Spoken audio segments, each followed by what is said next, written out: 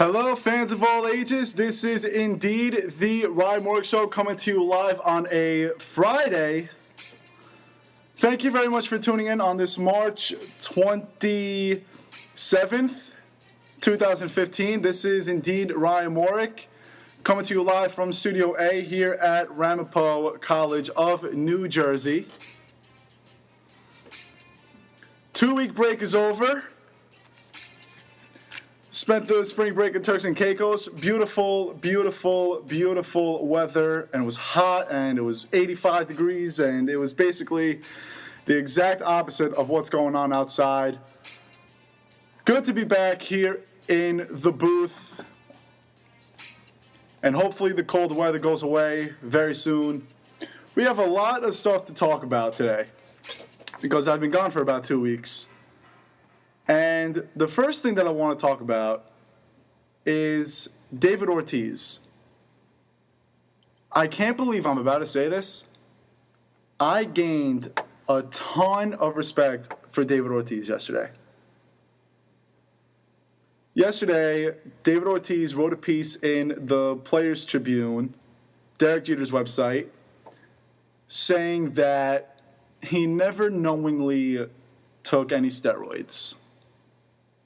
We all know that he supposedly tested positive in 2003, but we have no idea what he tested positive on. We know nothing, basically. And it turns out neither does David Ortiz. And I'll get into that a little later. I just want to read some portions of David Ortiz's article that really caught my attention. He says, quote, "In some people's minds, I'll always be considered a cheater, and that's BS. Mark my words, nobody in MLB history has been tested for PEDs more than me. You know how many times I've been tested since 2004? More than 80. They say these tests are random. If it's really random, I should start playing the damn lottery." David Ortiz can get in a lot of trouble for criticizing the MLB, but he's right. There's no way this guy gets tested 8, 9, 10 times a year and it's random. There's no way. There is no possible way that is real. He goes on to say, quote, "I've never failed a single one of those tests, and I never will. But that doesn't matter to some people. Some people still look at me like I'm a cheater because my name was on a list in 2003.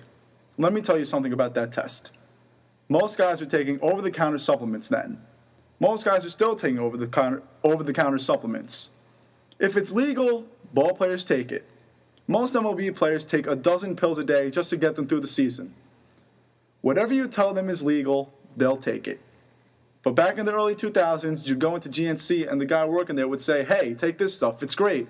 It builds muscle, helps with soreness, burns fat, whatever. Okay, sure, I'll take that. I'll buy the over-the-counter supplement in the United States of America. I'm buying this stuff in line next to doctors and lawyers. Now, all of a sudden, MLB comes out and says that some ingredient in GNC pills that have a form of steroid in them, I don't know anything about it. If you think I'm full of it, go to your kitchen cabinet right now and read the back of a supplement bottle and honestly tell me you know what all of that stuff is. I'm not driving across the border to Mexico buying some shady pills from a drug dealer." The common argument to what David Ortiz says there is that it's his fault for not knowing what he's putting in his body. Agreed, 100%. But you can't deny that it's common sense to think that something is legal if GNC sells it. And you brought up a great point. You take Advil, you have no idea what's in Advil. You go to GNC and get whey protein, all these amphetamines, anything that ends in an M-I-N-E. Do you really know what that is? I doubt it.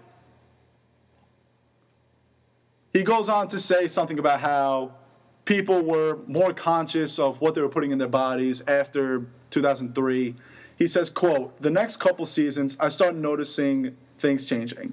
Guys are a lot more conscious about what they're putting in their body, but I'm getting tested 10 times a season, and I'm still in the gym benching 400 pounds. I'm out there in 2006 hitting 54 home runs, Nobody wants to talk about that, though. They're on me for my flair now.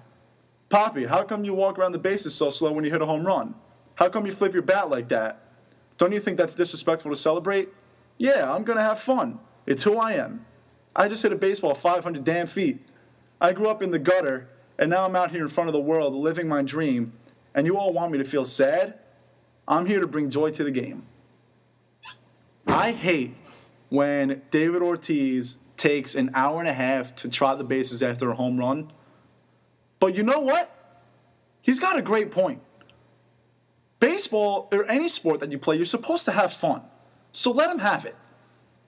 I'd be annoyed too if I went off in a game or a season and I get asked about respect.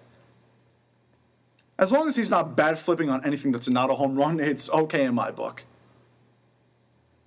Big Papi went on to say, quote, I get asked all the time, do you think you'll be inducted into the Hall of Fame? Do you think it's fair for you to be included after your name was on that list in 2003? Let me tell you about fair. I grew up in a neighborhood where there was a shooting every day. I didn't know if I was going to step outside to go play at the park with an effing tape ball and a stick and get shot. I saw people get killed right in front of me. I grew up in a house where my father used to hit my mother. There was a fight in my house pretty much every other day. It was normal. I grew up in a house that didn't have the luxury of proper nutrition or vitamins. A protein shake? Are you kidding me?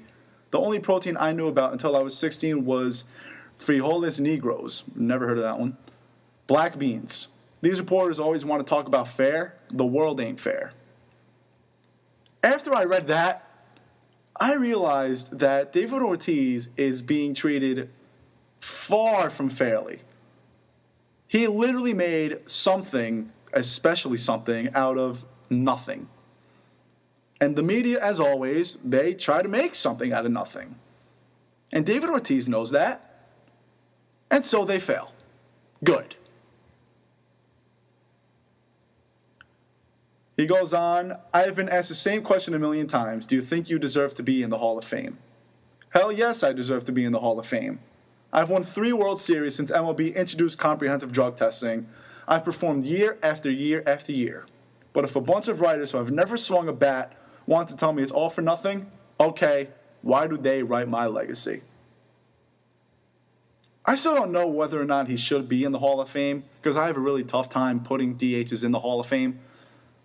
But he brings up an excellent point, and he definitely changed my mind a lot.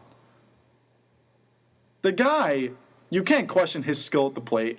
You can't question his leadership in the clubhouse, outside of the clubhouse, in the city of Boston. You can't question it. The guy's incredible. He goes on, quote, when we played in Texas a few days later after the news came out, people were screaming, cheater, cheater, cheater. It was really vicious. My family was sitting right there in the stands. After the game, my son came up to me in the hotel with tears in his eyes, and he says, Dad, why are they calling you a cheater? Are you a cheater? As a father, that's a moment you're never prepared for. I looked at him in the eye and said, no, I'm not a cheater. In 75 years, when I'm dead and gone, I won't care if I'm in the Hall of Fame. I won't care if a bunch of baseball writers know the truth about who I am in my soul and what I have done in this game. I care that my children know the truth. There is no way a father could lie to his son on the spot like that. Especially about something that big in the sports world and something very important that hurts a lot of baseball fans and all sports fans. And once I read that, that's where I gained all of my respect for David Ortiz. And one more thing that really got my attention. He says, say whatever you want about me, love me, hate me, but I'm no BSer. I never knowingly took any steroids. If I tested positive for anything, it was for something in pills I bought at the damn mall. If you think that ruins everything I've done in this game, there is nothing I can say to convince you different. David Ortiz would not go on Derek Jeter's website and say this if it weren't the truth. You don't have to believe him. But after reading that, I do. And I gained a ton of respect for David Ortiz after reading this article. He also goes on to say in the article that he doesn't even know what he tested positive for. And no one has told him, whether legally no one's supposed to tell him, or if it's not true, he doesn't even know. And everyone who tested positive in 2003, including Alex Rodriguez, they have no idea what they tested positive for. I don't even think Rob Manfred or Bud Selig even know about these tests. Well, they know about the tests. They know about the allegations of the tests, at least. When the news broke about 3-4 days after, I went to a Yankee game against the Red Sox, and it was a Yankee game where A-Rod, ironically, hit the walk-off in the bottom of the 15th inning, 0-0 the whole game, and David Ortiz got jeered. It was the worst I've ever seen an athlete get trashed, ever. And you know what? I was a part of that. I was a fan who was jeering David Ortiz like it was my job. I jeered him because I thought he deliberately took steroids. Now, assuming he told the truth in this article, I did not know the truth, and now I feel selfish. Honestly, if David Ortiz were somehow listening to this, I would want to apologize to him. Really. I really would. His family, his son, came up to him crying, asking if he cheated because of people like me who booed him practically out of the stadium. Somehow, if David Ortiz is listening, I apologize. I really do. Because as a person, I should have known the truth. And it was really hard to know the truth because the story had just broke. But if I ever had the chance to talk to him, I would say to him, I booed you 5 days after, basically what I just said. And I feel selfish now. Is David Ortiz a cheater? I guess you can't argue he's not because he did test positive. But again, it was common sense to take something over the counter. Again, he's at fault for not checking. He should have went up to the MLB and said, look, is anything on here illegal? But honestly, I no longer think that he is a cheater. If he is, it's not deliberate. Cheating for me is you know you're doing something wrong. You have a cheat sheet on a test. You're looking at the answers in the middle of a test. That's cheating. You slash tires before a race or something. That's cheating. Whatever. If you know you're doing something wrong, that's cheating. And I don't think David Ortiz did anything wrong. And he knowingly didn't do anything wrong. Now, some people, when this article came out, some people are really, I don't know what's wrong with them. I saw a ton of tweets that said, there's that key word, knowingly, he's a cheater, blah, blah, blah. Do you know what the word knowingly means? Some people said that he lied because he said the word knowingly. Did you not read the article? This guy wrote a huge article on Derek Jeter's website. Derek Jeter, of all people. Derek Jeter has the most respect for baseball, arguably ever. So you better think twice if you think he wouldn't let David Ortiz write that piece. There's no way. There's Derek Jeter's website here. I don't get it. I don't get how some people look at one word that they barely even know the meaning of and they jump to conclusions right away. And speaking of jumping into conclusions, here's what bothers me a lot. And mostly about Red Sox fans. What bothers me is that I was scrolling through some responses. Yeah, I was scrolling through some responses on Twitter to the link of the article, and someone brought up Alex Rodriguez, a Red Sox fan. He brought up Alex Rodriguez, and I tweeted to him. I was like, "What does Alex have anything to do with this? Why are you bringing him up?" He said, because Yankee fans shouldn't say anything because they have Alex Rodriguez on their team. Just because Alex Rodriguez took steroids and a lot more doesn't mean we don't have the right to say that someone else did. What kind of garbage is that? Alex Rodriguez is not the only person in the world who took steroids. Red Sox fans are so hypocritical. They trash Yankee fans for rooting for A-Rod. Do they know who was on their team? They had Manny Ramirez. The guy got suspended twice. Once for 50 games and another time for 100 games. So don't trash us Yankee fans because we have a steroid user on our team. Yeah, A-Rod is a disgrace to the game.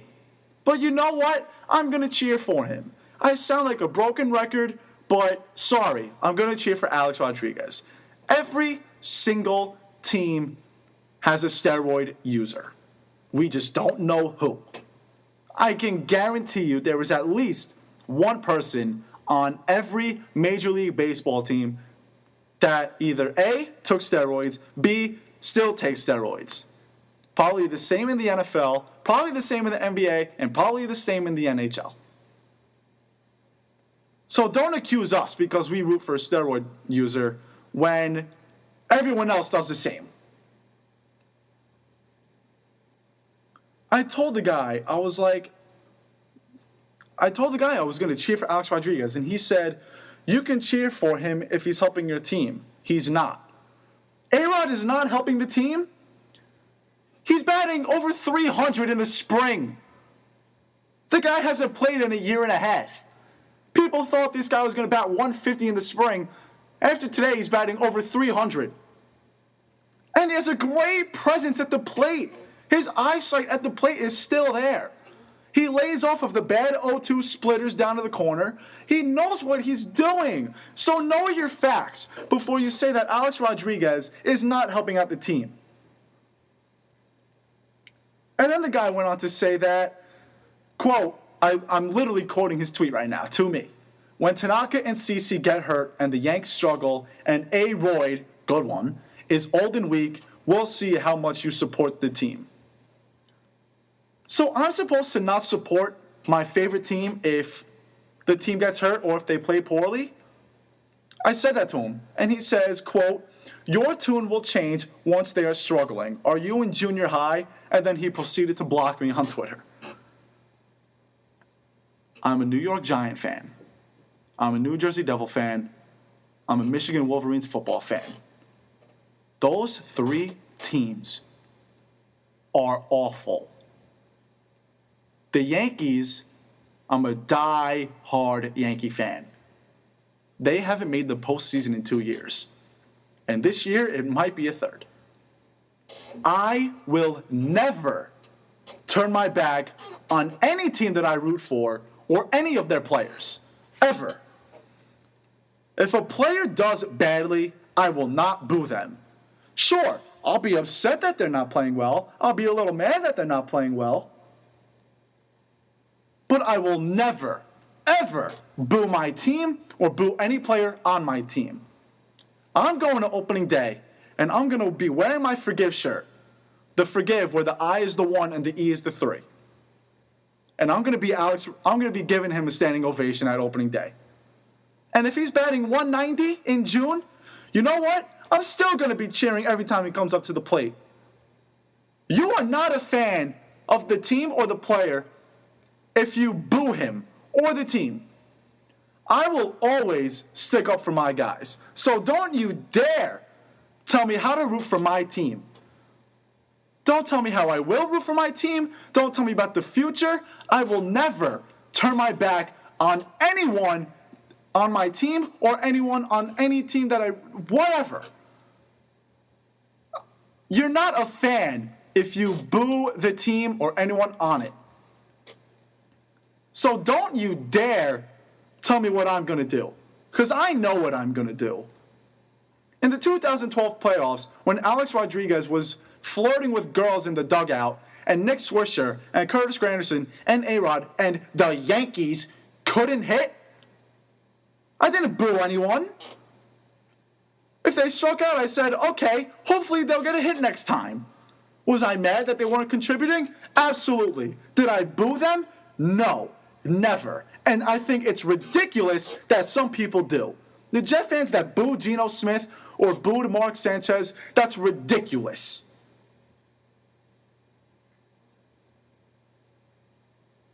You should never trash any team that you root for or anyone on your team. And if Tanaka and Cece get hurt, what? If a team gets hurt, I'm not supposed to cheer for them? That's the most ludicrous thing I've ever heard. If a guy gets hurt, I shouldn't root for the team. My tune will change. What is that about? My favorite player of all time, Derek Jeter, played 17 games in 2013. You want to know how many Yankee games I went to that year? 4 or 5. And one of those games, A-Rod was playing and I was cheering for him. Derek Jeter is never going to play baseball again. My role model. I went to the guy's last game at Yankee Stadium and I was crying my eyes out. And now that he's gone, I'm not supposed to root for the Yankees anymore? Don't tell me how I'm going to root for a team. Because I'm going to cheer for my team. Because they're my team.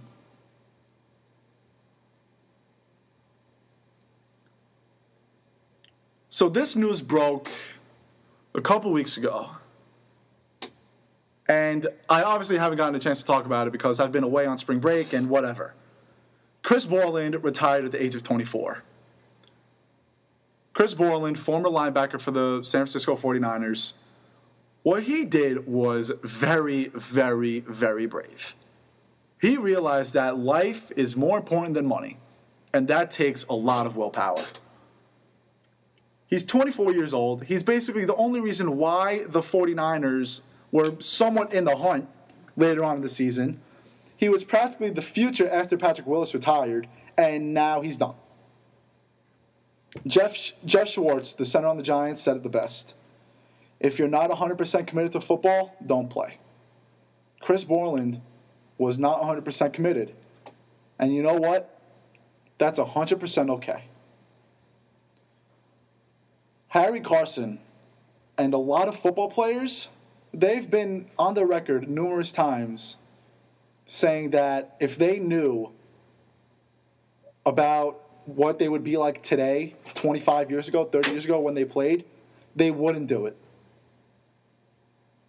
I would rather live until I'm 90 with an okay salary than live until I'm 50, rich, but with depression for 25 years. Chris Borland is a hitter. He's a big linebacker. Big. He's the type of player that's most prone to injury, especially head injury. Now, this brings you to the argument, are you going to let your kids play football? And you know what? I'm going to have a really tough time letting my kids play. I'm not going to sign them up willingly. But if they really want to play, why am I going to stop my kid from pursuing their dreams? No matter what it is. Football, baseball, softball. If my son wants to do ballet, if they want to do something, I'm going to sign them up. But they will play any sport, especially football, the right way. They're not going to play dirty. They're not going to lead with their head. No, absolutely not, because that's how people get hurt. If a coach teaches them the wrong way of anything, they're done, possibly with that sport, especially in football, and they're definitely done with that coach. The game is getting safer every year, but it'll always be dangerous. Maybe I'll just make my kids punters. I mean, look at Steve Weatherford. The guy is shredded. He has a million fans. He's hysterical. He's awesome. He's a great guy. Even as a punter, the guy's a true athlete. But I don't get how some people can just say, I want my kids to play football. Even the guys who are football lifers, guys who love the game of football, I know a lot of people like that. My parents never signed me up for football. And football is my father's favorite sport. And you know what? I'm glad they didn't. I asked over and over and over again, can I please play football? And it was a no every time. But you know what? I never played football in high school, in a league. I always played for fun with my friends. And you know what? I still love the sport. I love the sport no matter what. You don't have to play a sport in order to love it. The only two sports that I played in high school for my high school team were baseball and I threw shot put. Didn't play football, love it. Didn't play hockey, love it. Didn't play basketball, love it. Didn't play golf, at least in high school, but that was because it was in the middle of the baseball season. But golf is the greatest sport ever. There are a lot of sports that I don't play. But there are a lot of sports that I like. And you know what? I think Chris Borland definitely still loves the game of football, but he loves life more, as we all should. Life is a very precious thing, and we only get one of them. And Chris Borland was very, very wise, and he was very smart, and he was very brave. That takes a lot, because this guy was going to make millions. This guy had the potential to be one of the top linebackers in the league. He was really good. And he didn't want to take the risk.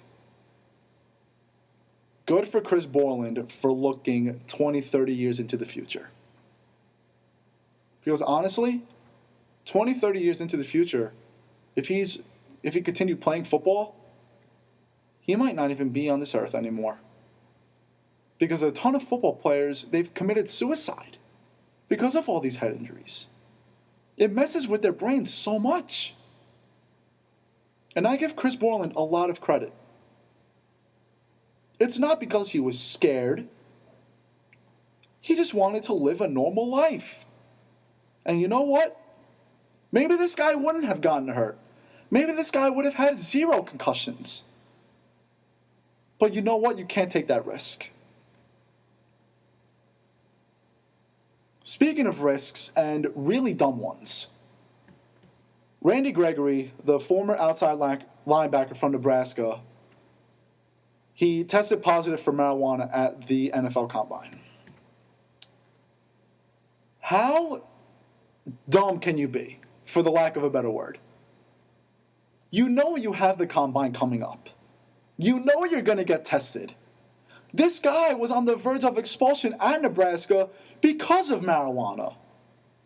He failed 2 tests while at Nebraska. They said if he failed the third, he would have been gone. He wrote a really good apology letter, basically saying that the blame was all on him. I mean, no one forced the blunt down his throat. But I just hope that he realizes that football is more important than a joint. Is it really worth it to take one hit? This isn't an addiction like Josh Hamilton or anything like that. This guy doesn't have a problem. He doesn't have to go to rehab or anything like that. He did it for his own enjoyment. Look at Josh Gordon. The guy's played in like 2 games in 2 years, and he's going to be suspended again because of 1 hit of marijuana. It's not worth it. It's not worth it. He said in his apology letter, quote, "I was worse at Nebraska than I've ever been at any time of my life. But I know how I am now. I think if teams really look at how I am now more so than the past, they'll see I'm making strides to get better as a person and as a player. If I'm an owner or a GM or a coach, and I want this guy on my team, I'm having him say that right to my face, looking at me dead in the eyes. This positive test is probably hurting his draft stock. But you know what? If I want to draft this guy, if he says that exact sentence to me with his eyes locked in mine, his draft stock is not changing for me. This guy's a potential top 10 pick. And he's one of the best O-line outside linebackers, if not the best, in the draft. Giants, be on the lookout. It's like Greg Hardy when he signed with Dallas. The Cowboys know what they're getting. They know the consequences, all that. They know what Greg Hardy did. They don't stand for domestic violence, I would hope. But Greg Hardy can play.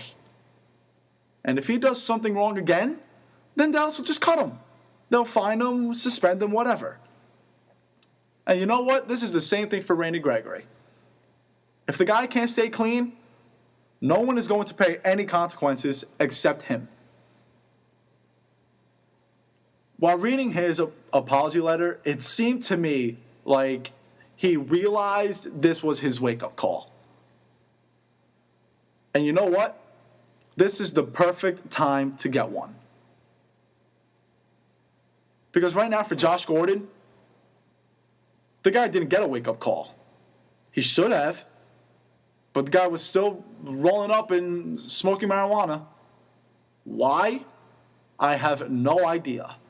The guy knows the rules. The guy's been suspended before. See, Josh Gordon is some guy I wouldn't want on my team. Sure, the guy can play. But this guy, he doesn't get it.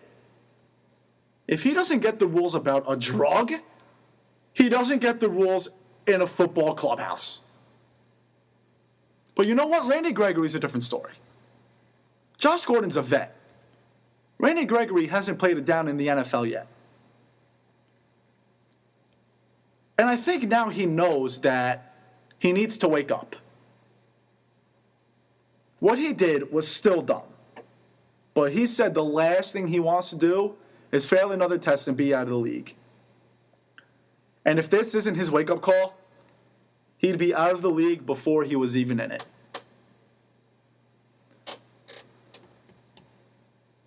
Speaking of coming back into the league, Matt Harvey is doing awesome.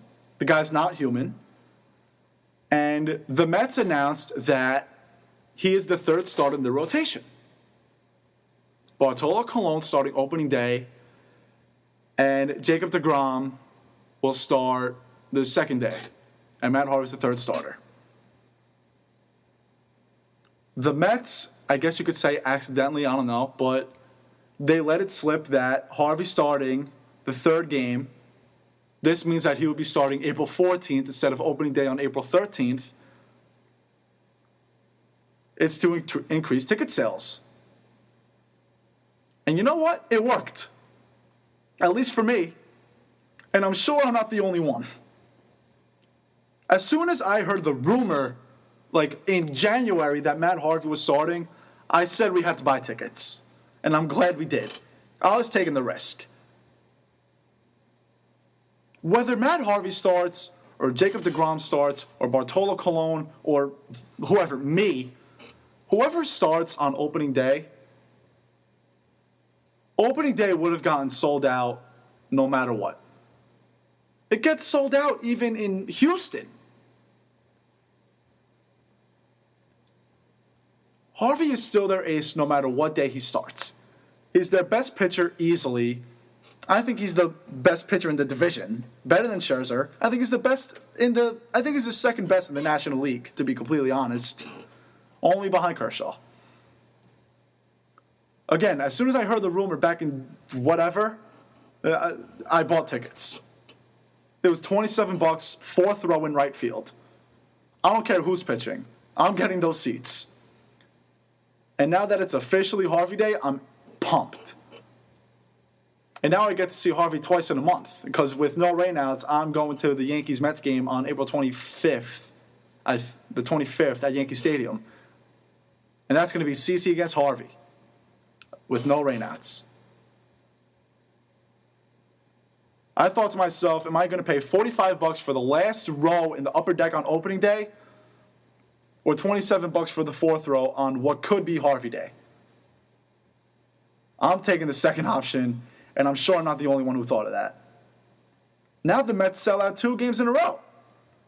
They probably haven't done that since like 2006.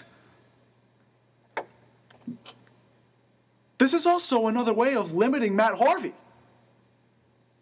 They want to limit Harvey as much as possible. And the later he starts, the better. It's a 3-day difference, but that makes a big difference. And on top of that, they're going to limit his regular season innings so he can pitch in potentially October, because now they have a really good shot at making it. And this is their way of limiting it. I'm not sure what exactly they're going to do when the season's underway, but I think they have some sort of an idea. They're probably going to push some starters back. Day offs, they're probably not going to skip anyone. They're just going to keep the same rotation. And you know what? They'll probably add in a 6th every now and then because they have 6 pitchers. But this is obviously for ticket sales, and we all knew it. Before Sandy Alderson didn't have to say anything. Because as soon as the rumor came out, I'm sure 1 million people bought tickets. I bought 5 of them.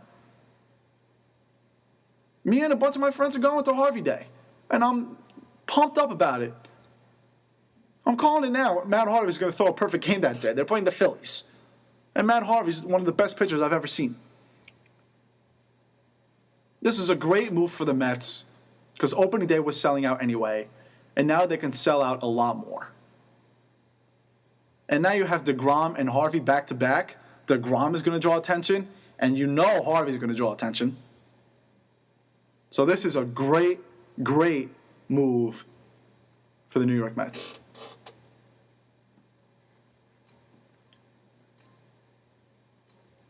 We got some updates. Here at Ramapo College, the baseball team went 6-4 in the Russ Matt tournament in Auburndale, Florida, outscoring their opponents 79-47. They were in double digits twice. They beat Springfield College 14-2, and they beat Trinity College 22-9. However, the baseball team has now lost 4 games in a row, including the last 2 down in Florida. They lost Tuesday against St. Joseph's College of Long Island 5-2, and on Wednesday against Drew University 8-6. They're back in action tomorrow against New Jersey City University in a doubleheader, and another doubleheader Sunday against Penn State Berks.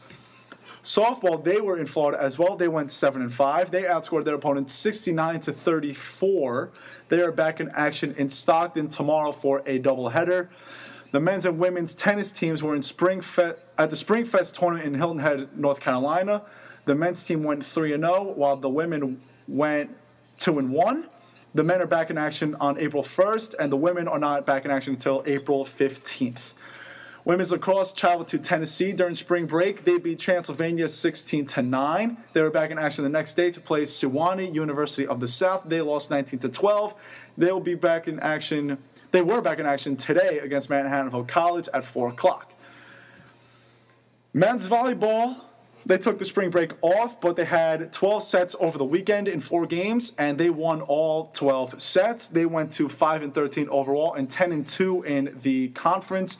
They beat Sarah Lawrence College and NJCU on Saturday. They beat Purchase and Sage Colleges on Sunday.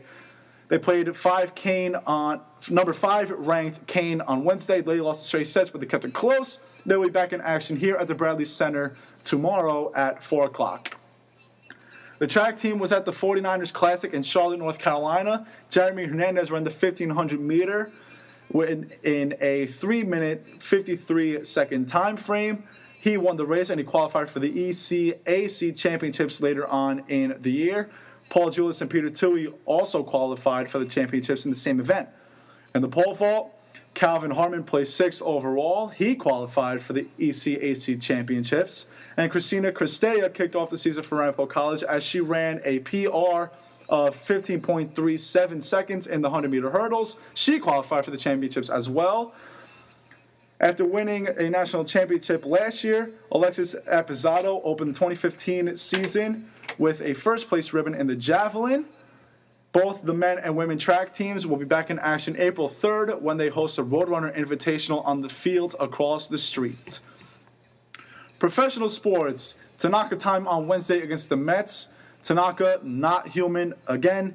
The guy 4 2/3 innings pitched, 4 hits, 3 runs, 2 of them earned, 7 strikeouts. The Yankees announced Tanaka will start on opening day against the Toronto Blue Jays. Jacoby Ellsbury looked good for opening day. He hopes to play by March 31st after an oblique injury. And the Mets, Zach Wheeler underwent Tommy John surgery on Wednesday. On Tuesday, Dylan G threw 4 shutout innings, and David Wright had a 2-run home run. Daniel Murphy resumed baseball activity on Wednesday for the first time since March 19th. He had a pulled right hamstring. The Mets hope he'll be ready by opening day. And Matt Harvey, like I said, not human. Sunday, 5 2/3, 2 hits, 4 strikeouts. Today, 80 pitches, 58 of them strikes, 4 1/3. He retired 8 straight at one point, 5 strikeouts, no walks on his 26th birthday. 14 straight scoreless innings now, 1 walk in spring training. Jess Marzo will get the opening day nod for the Chicago White Sox, with Chris Sale still hurt. Giordano Ventura will start opening day for the Kansas City Royals. In the NBA, Kevin Durant will undergo surgery. He will be out for the remainder of the year. The Cavaliers are in Brooklyn tonight, and the Knicks will host the Celtics tonight at the Garden. In the NHL, the Rangers clinched a playoff spot last night with a 5-1 win over the Senators. Chris Kreider scored twice. And changing boroughs here, the Islanders lost to the Kings last night 3-2. They will take on the Ducks tomorrow night in the Island. As for the Devils, they're technically still alive, but they lost to the Capitals last night in overtime. They are playing Carolina tomorrow. In the NFL, they passed a rule on Wednesday that makes it illegal for an offensive player wearing an eligible number to report as ineligible and line up outside of the tackle box. You might be familiar with this move for the Patriots. Last night, the Sweet 16 was underway. Notre Dame beat Wichita State 81-70. Wisconsin beat the North Carolina Tar Heels 79-72. Arizona beat Xavier 68-60, and Kentucky, 78-39. They moved to 37-0. Tonight, you have 11 UCLA against 2 Gonzaga, 8 NC State versus 4 Louisville, 5 Utah against 1 Duke, and 7 Michigan State against 3 Oklahoma. Another thing that happened a couple weeks ago, well, it's been happening, but it happened again a couple weeks ago. I think the Warriors did it. They're resting all of their stars, and fans are not happy about it. When I buy a Yankee ticket, I don't care who is playing. I go see the Yankees. The same goes for the Giants and the Devils. When I buy a Cavaliers ticket, I go to see LeBron, and that's it. Some people think fans don't have a right to complain if they buy a ticket. But if they're a fan of just one guy, then they have every right to. My brother's going to the Nets and Cavaliers game tonight. He's going to see LeBron. He's not going to see the Cavs and the Nets. He's going to see LeBron. If you're seeing the team, though, then don't complain. Of course, there are a few exceptions. If you want to see your kid watch a star athlete, if you wanted to see Jeter and Mo for one last time, if you're taking your kid, like I said, whatever. Like I said before, I bought tickets to what's now Harvey Day because it was Harvey Day. I'm not going to see the Mets per se, but if he weren't starting, I'd still go because I paid and it's baseball. The Warriors were sitting stars, the Spurs sit stars all the times, and they have fans complaining. The ticket says Spurs versus so-and-so, Warriors versus so-and-so, Cavs versus so-and-so. It doesn't say LeBron promised to play with his team versus Knicks. But you know what? Not everyone buys a ticket for the team. I've seen LeBron in real life twice in my lifetime. And I bought tickets to see LeBron. If he didn't play, I probably still would have went to the game because I paid. But I'd be bummed. I go to Angels games, preferably when they play the Yankees, to see Mike Trout. I've seen him play, I think, 3 times now. The one time I bought a Yankee ticket for a player was Jeter's last game. And if he didn't play, I probably still would have went to that game. Adam Silver wants to change this, but you can't find teams for resting players. What if that player just so happened to get hurt in that game? What if they go 0 for whatever from the field? You can't penalize for rest.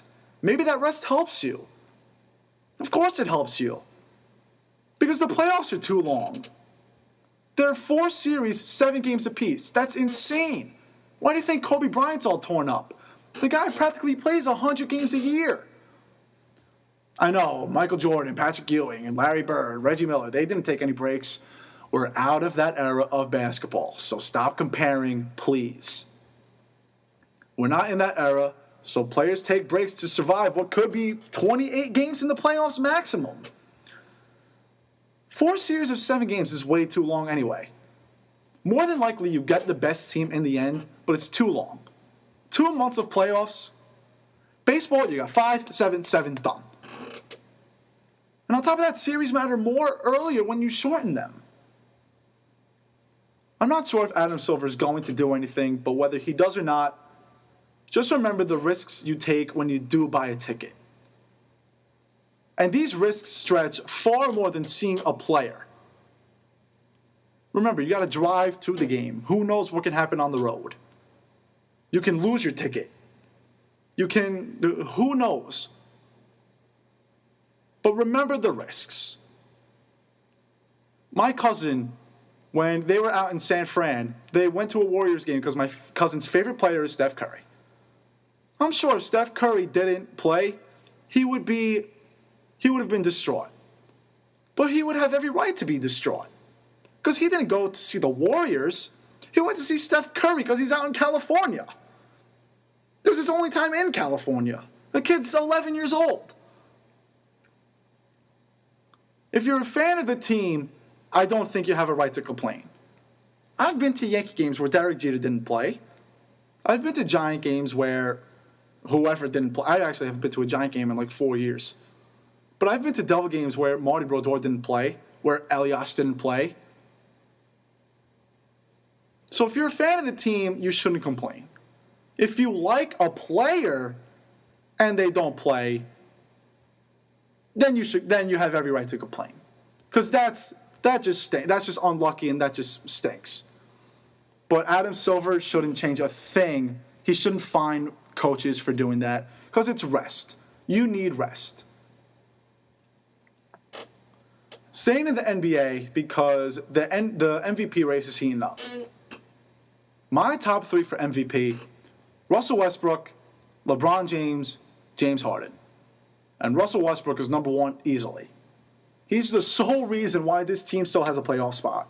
And now that Kevin Durant's out for the year and Ibaka has barely played, who's the next best guy on the team? Deion Waiters? What? I don't even know. Russell Westbrook has been incredible. Leads the team in scoring, 8.7 assists per game, 7.1 rebounds per game. He practically averages a triple-double, and we all know he's had a lot of those. He's had 9, and it was 10 until the NBA took a rebound away. And his 9 triple-doubles have been unbelievable.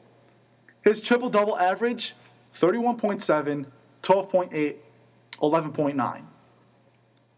He doesn't have any 10, 10, and 10s, 11, 12, 10s. It's unreal. He's had 17 double-doubles, and in 10 of those double-doubles, he needed 5 or less rebounds to get a triple-double, and in 5 of those games, he needed 5 or less assists to get a triple-double.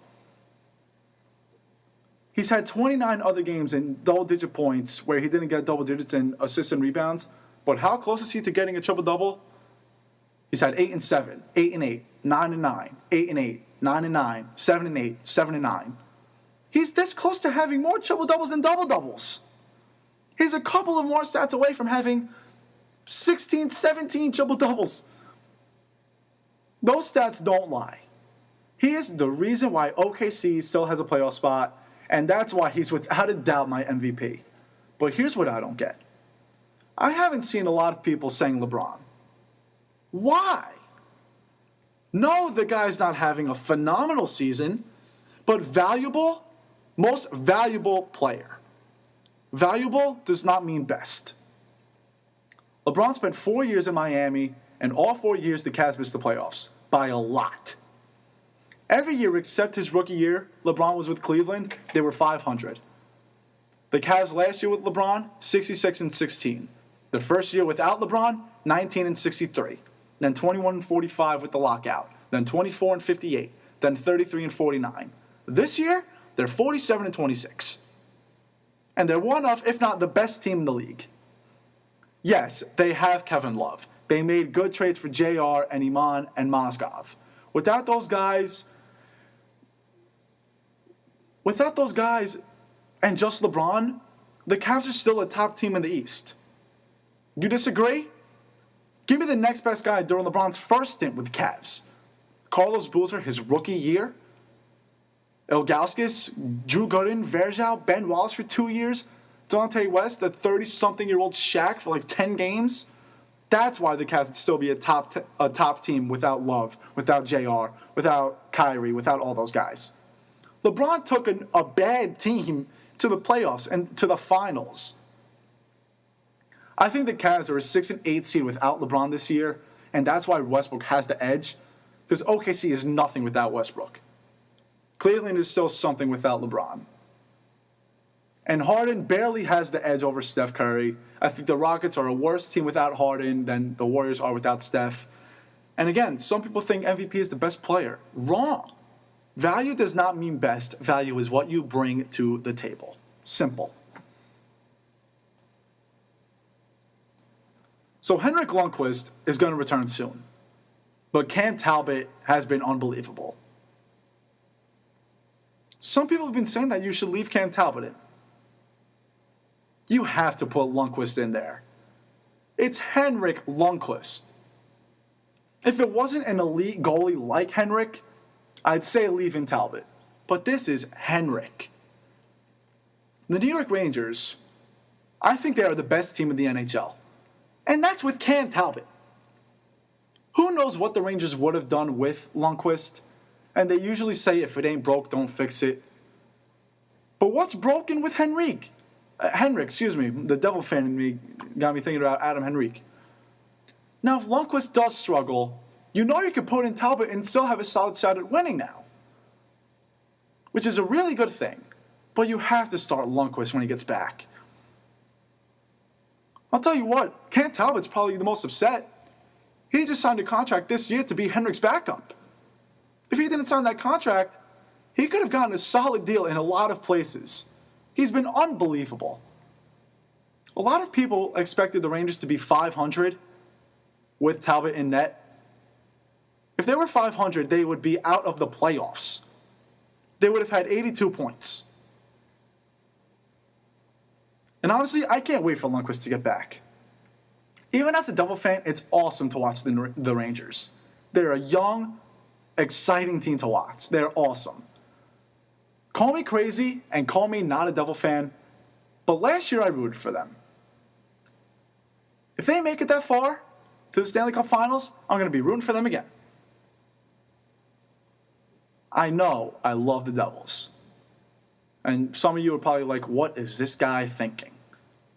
But the Rangers are an original six team that hasn't won a Stanley Cup since 1994.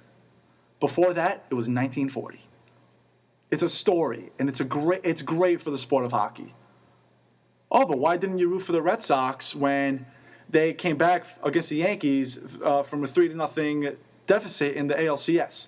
Because baseball is 20,000 times more popular than hockey. Sure, what the Red Sox did was great for the sport of baseball. But you know what? Nothing great needs to happen to baseball. Something great needs to happen for hockey. That's why I'll be rooting for the Rangers if they make it that far. I'm a Devil fan, but I'm also a hockey fan. And right now, they're my favorites to win it all. Ladies and gentlemen, it's still March. Sweet 16's on tonight. You know what that means. We got March. March Madness is on. It's time for the March Madness fact of the day.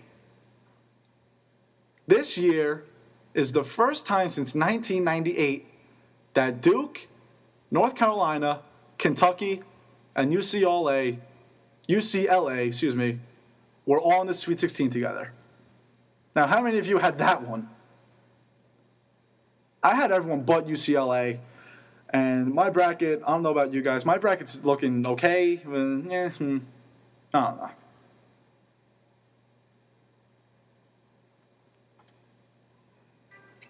Ladies and gentlemen, this was supposed to happen yesterday, but the website wasn't working.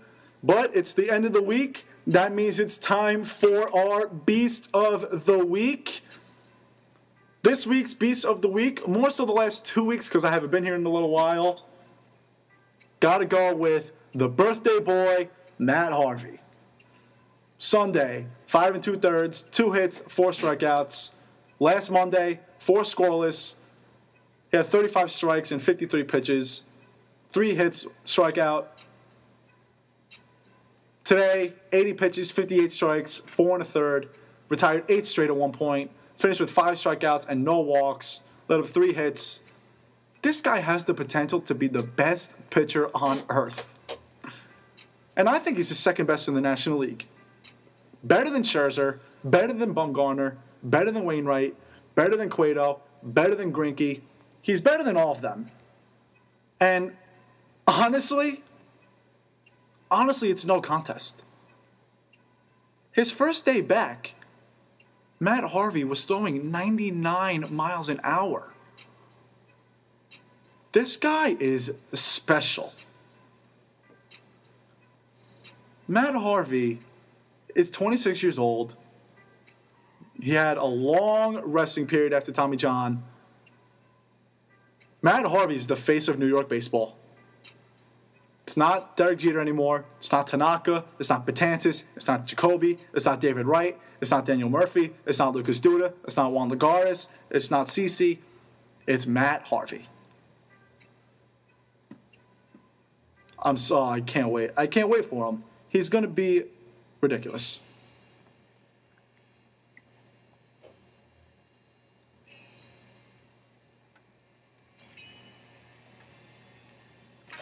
Ladies and gentlemen, that's it for this version of the Ryan Morik Show. Ladies and gentlemen, thank you very much for tuning in. I know, Friday, different, weird, I guess you can say. Thanks for tuning in on such short notice. Ladies and gentlemen, enjoy the weekend. It's supposed to snow again tomorrow. Just take me back to Turks and Caicos, please. Ladies and gentlemen, it's not goodbye. It's see you later. I will see you all Monday at 6 o'clock. Take care, everybody. Just a swinging mic. We're talking, walking, get down with the set. Take up with some and take this jet out of town. Put it down for the father.